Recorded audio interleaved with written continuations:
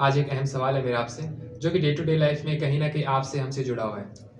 हमारी सोसाइटी में जिसका एजुकेशन लेवल जितना बढ़ता जाता है, उसका ईगो भी कहीं न कहीं उतना ही बढ़ता जाता है और हमें पता भी नहीं चलता कब ये एरोगेंस का रूप ले लेता है। तो इस सवाल का जवाब देने के लिए, इस चीज़ पे चर्चा करने के लिए आज हमारे साथ हमारे बीच बैठे हैं करीम सर, जिनसे हम पूछना चाहेंगे सर, आप इस विषय के बारे में क्या राय रखते हैं? आपको मैं पहले एक चीज क्लियर कर देता हूँ कि ईगो जो आता है वो एजुकेशन के साथ नहीं आता है, वो लिटरेसी के साथ आता है। दो वर्ड्स होते हैं, एक होता है लिटरेसी, एक होता है एजुकेशन। लिटरेट कौन होता है? जो पढ़ सकता है और लिख सकता है, जिन्हें फैक्ट का नॉलेज हो, वो लिटरेट होता है। ओके। और जो इन चीजों में प्रैक्टिकली करता है वो एजुकेटेड होता है। हम इसको एग्जाम्पल से समझते हैं। जैसे फॉर एग्जाम्पल, रेड लाइट पे रुकना है और ग्रीन लाइट पे आपको चलना है। अगर आपको ये पता है तो आप लिटरेट हो। ओके। लेकिन पुलिस की अब्सेंस के अंदर भी आपको इनको फॉलो करना है तो आप एजुकेटेड हो। ओके। अब आते हैं आपके सवाल पे। आपका जो सवाल है वो ये है कि हमारे अंदर, हमारे समाज के अंदर जैसे जैसे एजुकेशन बढ़ रही है, लिटरेसी बढ़ रही है, वैसे वैसे लोगों के अंदर ईगो आ रहा है। आमतौर पे भी हम इस चीज को देखते हैं कि जैसे कहीं पे एक लाइन लगी हुई है, for example electricity bill pay करना है या कोई फॉर्म वगैरह कुछ भी सबमिट करवाना है, एक लाइन लगी हुई है यहाँ पे। वहां पे अगर कोई हायर पोस्ट वाला बंदा आ रहा है, जैसे कोई डॉक्टर आ रहा है या कोई और पोस्ट वाला आ रहा है, तो वो लाइन में लगने से अपने आप की तौहीन फील करता है, राइट? Exactly. वो अपनी इंसल्ट फील करता है उस लाइन में लगने से।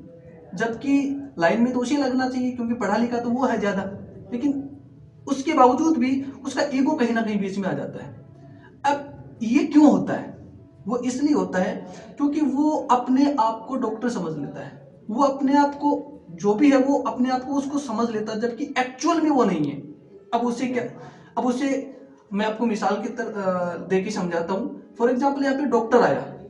अब उसकी डॉक्टरी जो है वो एक्चुअल में डॉक्टर नहीं है। उसको ये समझना चाहिए ये डॉक्टरी जो है ये मेरी एक रिस्पॉन्सिबिलिटी है, ये मेरी एक जिम्मेदारी है, जो मेरे से पहले किसी और के पास थी और मेरे बाद किसी और के पास होगी। अगर वो इसको अपनी जिम्मेदारी समझे तो वो अब उसका जो है वो ईगो यहाँ से निकल जाएगा। तो मैं आपको अभी ये बता रहा था कि ये ईगो इसलिए आता है कि हम अपने आप को वो चीज समझ लेते हैं जबकि वो होता नहीं है। फॉर एग्जाम्पल, मैं एक डॉक्टर हूं, तो मैं डॉक्टर थोड़ी ना हूं। ये तो मेरी एक जिम्मेदारी है जो मुझे मिली हुई है। अगर मैं अपने घर पे जाऊंगा और अपनी मम्मी के पास जाऊंगा तो मम्मी के लिए तो मैं डॉक्टर नहीं हूँ, वहां तो मैं एक बेटा हूँ। ओके। अगर मैं अपनी सिस्टर के पास जाता हूँ तो वहां पे मैं फिर बेटा भी नहीं हूँ, डॉक्टर भी नहीं हूँ, वहां तो मैं फिर एक भाई हूँ। अगर मैं अपने पड़ोसी के पास जाता हूँ तो वहां तो मैं ना तो डॉक्टर हूँ, ना बेटा हूँ, ना मैं ब्रदर हूँ, मैं तो एक वहां पे पड़ोसी हूँ। अगर मैं इसको और थोड़ा सा आगे लेके जाऊं, सपोज मैं आउट ऑफ इंडिया जाऊं, तो वहां तो मैं कोई डॉक्टर नहीं हूं उन लोगों के लिए, तो मैं तो इंडियन हूं। ओके।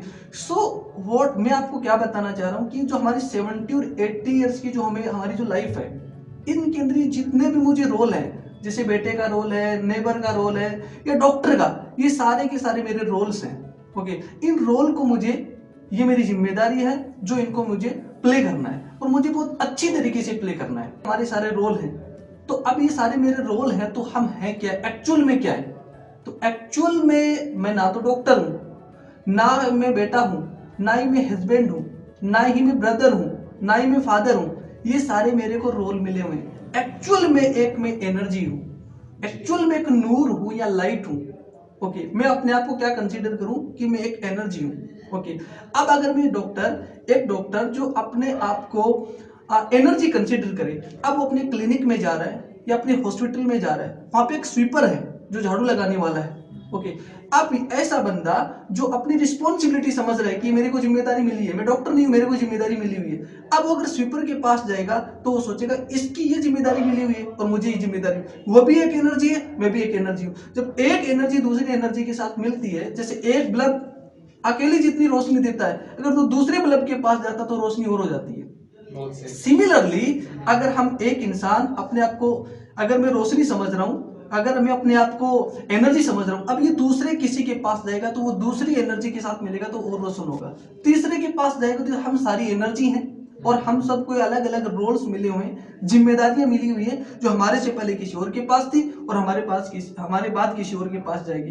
तो फिर इस दुनिया में इस धरती पे फिर एक नूर होगा, एक लाइट होगी और एक बहुत ही खूबसूरत सा फिर ये गार्डन बन जाएगा, जिसमें से ईगो और जो जेलेसी ये सारी चीजें खत्म हो जाएगी। तो हम इन सबको अपनी रिस्पॉन्सिबिलिटी समझें। आई गेस इनसे जो है ये सारी ईगो वगैरह खत्म होगा। जी सर, एग्जैक्टली जो मैंने आज सवाल किया था उसका काफ़ी हद तक एकदम सही जवाब मिला है कि हम किसको इस तरह से इम्प्रूव कर सकते हैं। सर एक लास्ट ऑप्शन मैं आपको पूछना चाहूँगा कि हमें सुनने वाले में मोस्ट ऑफ स्टूडेंट्स जोन सबसे ज़्यादा है, तो आप स्टूडेंट्स के लिए इससे रिलेटेड कोई टिप देना चाहें? मैं स्टूडेंट्स को यही बोलना चाहूँगा कि बेटा अगर आप जो भी कुछ काम कर रहे हैं, आपको जो भी एक रिस्पॉन्सिबिलिटी मिल रही है, आप उन सबको अपनी जिम्मेदारी समझ के करें और इसमें अपना 100% एफर्ट्स लगाएं कि मुझे इस जिम्मेदारी को मेरी जो मुझे जिम्मेदारी मिली हुई है ये एक मेरी जिम्मेदारी है और मुझे इसे 100% एफर्ट्स लगा के इसे मुझे पूरा करना है। That's all only. Okay, thank you. Thank you so much for your time sir.